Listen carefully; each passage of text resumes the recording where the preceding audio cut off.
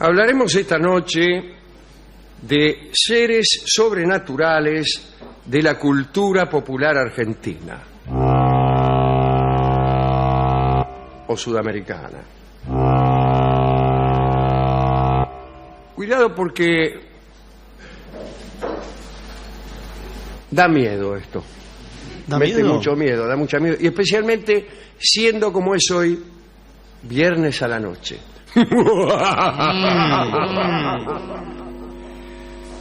Así que tenemos una serie de personajes, más bien monstruosos, dícese que legendarios, pero tal vez sean reales. Empezamos la colección con el lobizón. De los más célebres. Sí. El lobizón es siempre el séptimo hijo varón continuado de un matrimonio. El séptimo hijo varón es lobizón, y si son 7 mujeres, bruja. La séptima será bruja. Se dice que la única manera, aquí en Argentina, se dice que la única manera de evitar que un séptimo hijo consecutivo sea lobizón es hacer que el presidente de la nación sea su padrino. Ya casi nadie cree en eso, pero Ya casi nadie tiene 7 hijos varones consecutivos. eso es lo que pasa también. Yo conocí varios séptimos hijos varones, muchos de los cuales se llamaban Juan Domingo. Ahora no sucede eso por razones que son obvias. La representación más frecuente del lobizón es bajo la forma de un perro negro, de orejas desmesuradas. Bueno, su color suele ser bayo o negro, es como un lobo, vamos. Sí.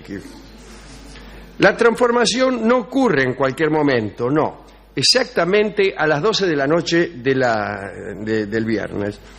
Y a veces también la del martes, cuando por alguna razón el séptimo hijo varón se equivoca. Un rato antes de la medianoche, el hombre siente necesidad de ganar el monte y ahí, a la hora señalada, se arranca la ropa, da en el suelo 3 vueltas de carnero mientras reza un credo al revés. Sale entonces de correría hasta que el canto del gallo lo devuelve a su condición humana. Los lugares preferidos del lobizón son los chiqueros, los gallineros y corrales, donde busca excremento, su más preciada comida. También suele vérselo en los cementerios, revolviendo tumbas en busca de carroña. De tanto en tanto trata de comerse algún humano, pero en general no lo consigue. Si alguien lo hiere con su facón, el lobizón recobra su forma humana. Pero es peligroso tratar de hacerlo, ya que para cuchillarlo hay que acercarse mucho. Se aconseja entonces matarlo con una bala bendita. Usted va a la iglesia, le dice al cura que le bendiga unas cuantas balas y sale con un bufoso. Cuando ve al lobizón lo liquida. El hombre que se convierte en lobizón suele ser alto, flaco y escuálido. Se lo reconoce por el tono amarillento de su rostro y su mal olor. Me parece que lo conozco. Sí. Es descuidado en el vestir y de carácter huraño e intratable. Todos los sábados cae en cama, enfermo del estómago. Bueno, con todas las porquerías que comió anoche. Que anda por los gallineros. Claro, ¿qué quiere? Ese es el lobizón. No debe confundirse con el hombrizón, que es lo contrario del lobizón. Sí. Es decir, es el séptimo hijo Macho de un macho lobo. de unos lobos, que el viernes a la noche se convierte en hombre. Sí. Pero debe ser parecido. No, es más bien diferente. Por ejemplo, en vez de ganar el monte, gana el centro. Claro. Y busca también, anda las comidas chatarra, todo eso. Claro, anda por las... Más o menos sí. lo mismo, tiene razón. Segundo monstruo, la luz mala. Se cree que es un alma en pena, que tiene alguna culpa, que quiere dar aviso del sitio, o que quiere dar aviso del sitio en que dejó enterrado un tesoro al morir. Una de dos, o tiene una culpa o tiene un tesoro enterrado. O las dos cosas, pues. O las dos cosas son la misma. Sí, le da culpa el Le da tesoro culpa enterrado. haber enterrado un tesoro. Si bien inspira respeto y temor, también es cierto que suele despertar ilusiones de riqueza. Porque usted ve la luz mala y dice, ahora voy a ver a dónde enterró el tesoro y lo agarro. Es bueno, entonces. No. Quien descubra un tesoro gracias a ella deberá encargarle varias misas para que deje de penar. O de lo contrario, tendrá que temer por el resto de su vida una posible venganza. Algo Así había. que si usted encuentra un tesoro enterrado, lo menos que puede hacer es encargarle unas cuantas misas a la luz mala. ¿Qué pasa si uno no cree en la luz mala? Empieza a creer. Claro, no cree en la luz mala, pero se agarra el tesoro. No. Me vale. parece que dicen que si no crees... No lo ve el tesoro. No lo ves. No lo ve. Ahí está, no lo ves. Es como el médico. Si no crees en el médico, no te curás. No es lo mismo, porque ¿qué me hace con la Algo cabeza así, cuando uno dice una verdad, hace así. No hace con la cabeza así de un lado al otro, señor. Hablaremos del capiango, también llamado el tigre capiango. Es una leyenda, al parecer, de origen guaranítico. Ambrosetti cuenta que ha escuchado a Leopoldo Lugones contar una versión que es la más difundida en Córdoba. Se trataba de dos hermanos que vivían en el monte y uno de ellos, sin que lo supiera el otro, se transformaba en tigre, echándose en la boca unos granos de sal y revolcándose en la piel de un tigre que tenían ahí, ¿no? Y bueno, ahí quedaba tigre. Cuando disparaban contra él, erizaba los pelos y las balas le resbalaban. O sea, mucho más peligroso que un tigre, ¿no? Bueno, estas metamorfosis, según se desprende del relato de Lugones, podían ocurrir a cualquier hora, pero otras versiones indican que se daban únicamente de noche. También se caracteriza al capiango como un animal imaginario. ¿Cómo vas a caracterizar a algo como un animal imaginario? Y las balas y todo. No, por eso. Lo caracterizás de determinada manera. Después veremos si eso no es imaginario. Pero bien, el caso es que también parece que en esta nueva versión es un animal de terrible aspecto que no siempre es un tigre. Tiene un estado de ferocidad permanente, no muestra amor por nada, y el hombre que cada tanto se hace capiango también, cuando es hombre, tiene una especie de carácter de tigre. Su psique es parecida a la del tigre. Los psicólogos, cuando el capiango va al psicólogo, el psicólogo enseguida lo descubre. Le dice, usted se convierte en capiango, ¿no es cierto? Le dice. ¿Cómo le va a decir? ¿Por qué me lo dice? Dice el paciente en cuatro patas, tratando de saltar sobre el psicoanalista. Bueno, la principal... también se decía, ¿no decían que los soldados de Quiroga solían convertirse en tigres también antes de las batallas? O que tenía un ejército de capiangos. ¿No lo decían o sí lo decían? ¿O es algo que se me acaba de ocurrir a mí? Bueno, no lo sé. Hablemos del pombero. El pombero. El pombero tiene los pies al revés. Te apuntan para atrás. Claro, ¿para qué? Para dificultar su búsqueda. Vos lo seguís y Para en el otro realidad está yendo hacia su origen, no hacia su nuevo destino. Puede tomar la forma de cualquier animal. A la distancia parece un carpincho parado sobre las patas traseras. Los ojos no son como los nuestros, como los suyos y los míos, ¿no? Sino chatos, como los del sapo, y con cejas de pelo largo. Me da miedo. Mira fijo igual que las lechuzas, tiene la boca grande y alargada, con dientes blancos, es el dueño de los pájaros y del sol y señor de la noche. Sale a pasear en los meses de octubre y noviembre, cuando empieza el calor. Cuentan que una vez el pombero se enojó con un hachero de la provincia de Formosa, Marco Gabasa. Lo sacó del rancho con cama y todo durante la noche y lo dejó en el medio del monte. Y esto mismo se repitió durante varias noches hasta que una vuelta lo golpeó y lo hirió gravemente. Marco Gabasa murió a los 86 años en el año 1972. Así que es cierto.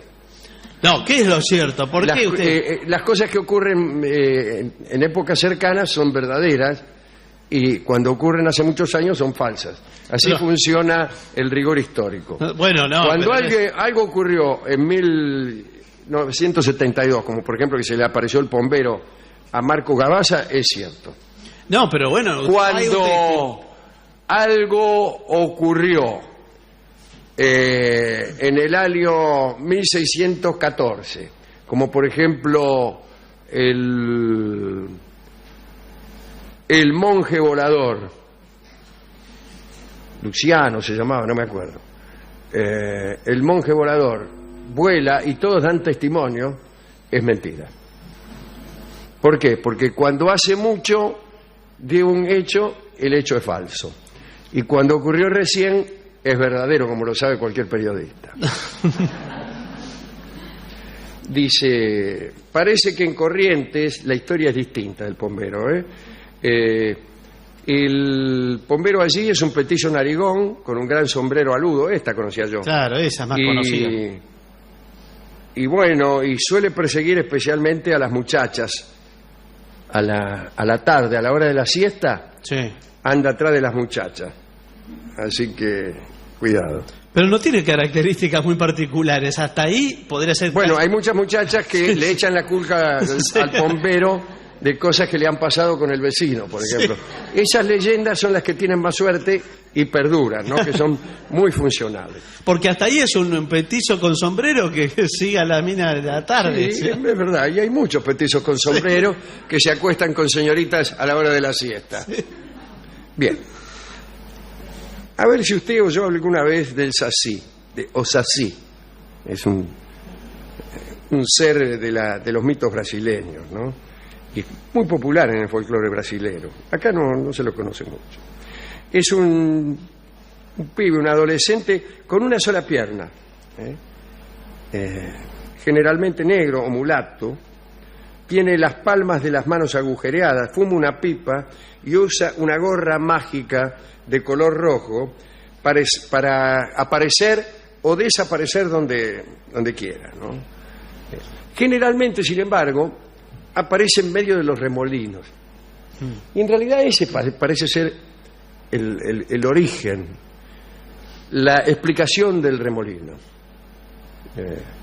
Cuando los pueblos primitivos ven un remolino, en lugar de llamar a Adrián Paenza para que se explique de qué se trata, inventan un sací, lo ponen en medio del remolino y dicen, hay remolinos porque hay sací.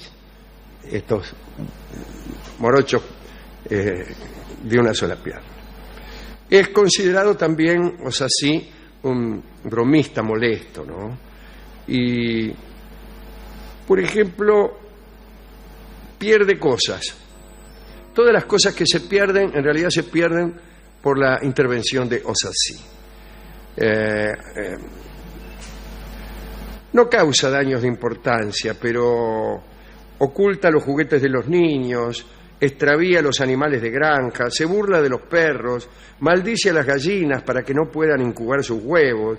En la cocina, Osací derrama toda la sal, echa a perder la leche, quema los porotos cocidos, coloca moscas en la sopa. Si unas palomitas de maíz fallan, es por la maldición de Osací. A la menor oportunidad, desafila las agujas de costura, tapa el ojo de las agujas para que no puedan enhebrarse, enreda los hilados. Si ve un clavo en el suelo, lo da vuelta, lo pone con la punta para arriba. En resumen, todo lo que va mal en la casa puede ser atribuido sin dudar al Sací. Además de desaparecer a voluntad, puede también transformarse en Matita Peré, que es un pájaro esquivo, cuyo melancólico canto parece venir de ninguna parte. ¿Cómo es un canto que parece venir de ninguna parte? ¿Cómo lo escucha? Es que no se oye. Cuando una cosa proviene de ninguna parte, no se oye. ¿Cómo llevarse bien con un Sací? Bueno,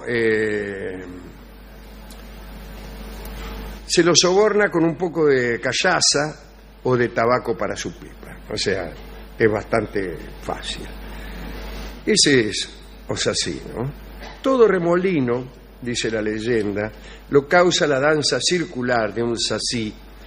Se lo puede capturar, entonces, arrojando dentro del remolino un rosario bendecido que usted puede aprovechar para hacer bendecir cuando va a la iglesia a hacer bendecir las balas con que va a matar al lobizón. Sí. Aprovecha y hace bendecir también un rosario que arroja dentro de un remolino para cazar al Sací, ¿no? También puede ser atrapado en una botella de vidrio oscuro que se tapará con un corcho que tenga una cruz marcada. Y usted también lo puede poner a su servicio si le quita la gorra, que es la fuente de su poder. Entonces el Sací puede llegar a ser un amigo digno de confianza, ¿no? Así que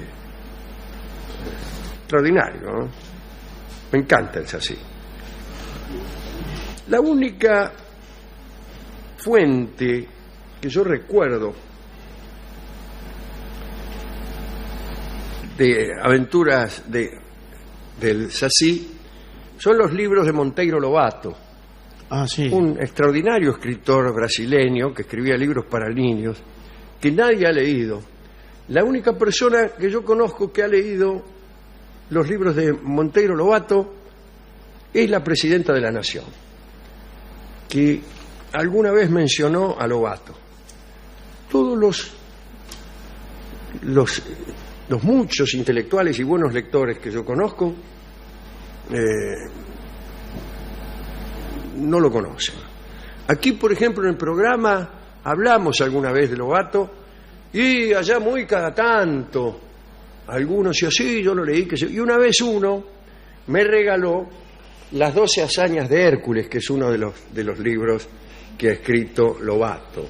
Todas las aventuras transcurren en una estancia brasileña que se llama, en una fazenda brasileña, no fazenda, en una granja, que se llama el Venteveo Amarillo, cuya dueña es doña Benita, que es la abuela de dos chicos aparentemente huérfanos, que se llaman Perucho y Naricita. Y hay otros personajes ya más surrealistas, como por ejemplo Emilia, que es una muñeca que habla, que ha cobrado vida y que es una niña muy mala, ¿no? En realidad, muy malintencionada, pero muy simpática. Un choclo parlante, que es el vizconde de la Mazorca, y una esclava, una antigua esclava llamada Anastasia, que cuenta cuentos. Pero cada libro de los que escribió Lobato es una aventura y un viaje épico que consiguen hacer los niños gracias a los polvos de Esmerdis o Perlimpimpín, que como todos sabemos son recursos mágicos para poder viajar a través del tiempo y del espacio. Y entonces viajan a otros planetas, a otras épocas, a la época de los griegos, a la época de Amstaden, aquel alemán que llegó al Brasil y que casi se lo morfan o se lo comieron los habitantes de ahí, qué sé yo. Bueno, hay cuestiones filosóficas y científicas tratadas con mucha gracia. Hay un libro que se llama La llave del tamaño, en donde se inventa un mundo que ha cambiado bruscamente de tamaño, pero nadie se da cuenta porque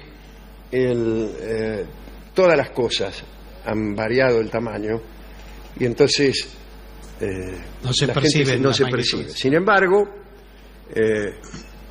en aquel libro llamado El regreso de los brujos, que tuvo tanta fama hace muchos años que ahora nadie conoce, Pauwels y Vergier dijeron que todas esas historias donde el tamaño de las cosas aumentaba súbitamente o disminuía, podía detectarse fácilmente. Por ejemplo, si el mundo aumentara su tamaño, aun cuando lo hicieran todas las cosas y en forma proporcional, todos los jamones se caerían de los piolines, porque la resistencia de un piolín es proporcional a su diámetro, pero esta proporción no es del todo directa. Entonces se necesita a un aumento parejo del peso, se necesita mucho más tamaño del piolín. ¿Está claro? Tendría que variar la escala. O sea, un piolín que sostiene un jamón de 50 kilos, si el jamón empieza a pesar 100, un piolín el doble de grueso no lo sostiene. Ahí está. Estamos yéndonos del tema. Yo solo quería recordar y recomendar los muchos libros que ha escrito Monteiro Lobato, en donde entre otras muchas criaturas aparece Osasí, ¿no? También se habla allí de otros animales o personajes de los mitos del Brasil que son muy interesantes y que no son muy conocidos en la Argentina. El último ser mítico de hoy es el Zapán Kutum, que lo he elegido para cerrar esto.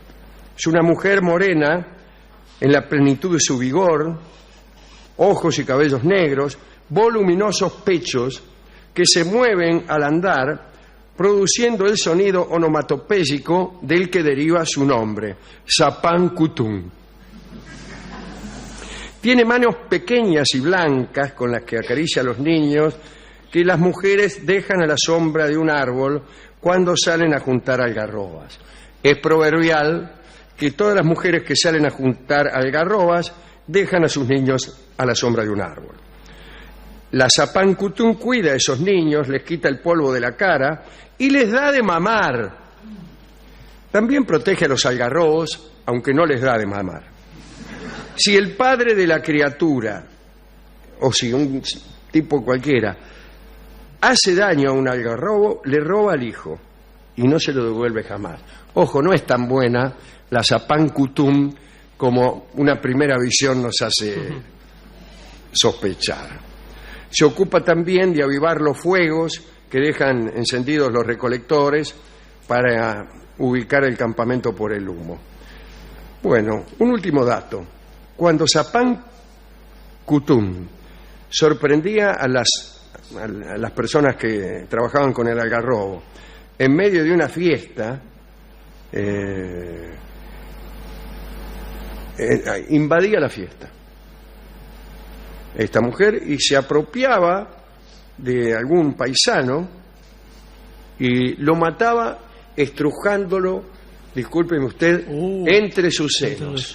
Así que cuidado, porque muchas muchachas que yo conozco son en secreto la Zapán Kutum y puede confundirnos con algarroberos antipáticos y encontraríamos así un fin muy desgraciado, sí, o no tan desgraciado.